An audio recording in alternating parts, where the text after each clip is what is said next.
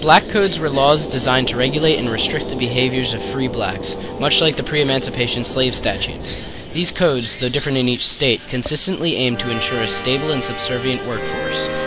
Under these codes, if a black man jumped his contract, he would be punished severely, often being forced into a year or more of work for his original employer at extremely low wages. Created on March 3, 1865, the Freedmen's Bureau was established as a primitive welfare agency. Headed by General Oliver O. Howard, the eventual founder of Howard University in Washington, D.C., it was intended to provide food, clothing, medical care, and education to both freedmen and white refugees. Although it succeeded in teaching approximately 200,000 blacks how to read, it was also fraught with corruption, and many local officials conspired with planters to either expel blacks from town or bind them into contracts that closely resembled their pre-emancipation slavery. Congress's progressive approach to dealing with freedmen and the black codes came up against the roadblock of Johnson's veto powers. However, when Johnson vetoed a bill in the February of 1866, the real clash began.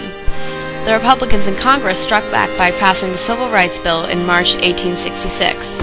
Johnson vetoed it originally, but the following month, Congress took on a dominant role in the government and steamrolled right over the veto. The 13th Amendment provided that neither slavery nor involuntary servitude, except as a punishment for crime whereof the party shall have been duly convicted, shall exist within the United States or any place subject to their jurisdiction.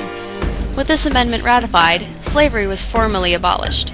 It also stated that Congress shall have power to enforce this article by appropriate legislation. The Republicans had undertaken the opportunity to install the Civil Rights Bill into the Constitution, and that was what became the 14th Amendment. This amendment imposed penalties on states that denied suffrage to any male black inhabitants. It conferred citizenship and civil rights to all those born in the United States.